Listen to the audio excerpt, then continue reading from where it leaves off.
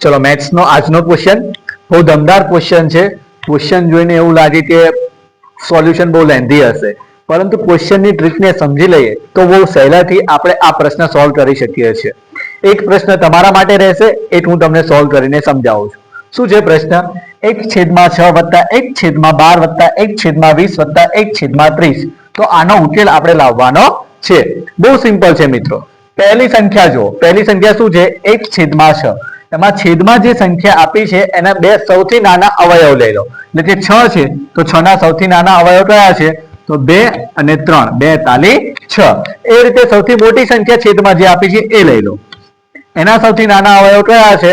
તો 5, 6. એટલે કે 5 6 30. હવે અહીંયા ધ્યાનથી સમજવાનું છે કે શું કરવાનું છે. પહેલી જે સૌથી નાની સંખ્યા લીધી છે એનો નાનો અવયવ એના કરી દો ડબલ.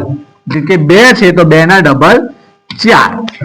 અને સૌથી મોટી સંખ્યા જે છે એનો સૌથી મોટો અવયવ, જે મોટો અવયવ છે એને લઈ લો અને એના કરી દો ડબલ. એટલે કે 6 છે તો 6 દુ 12.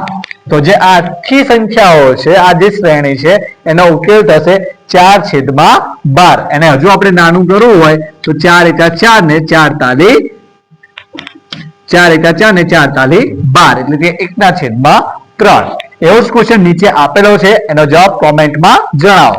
Thank you.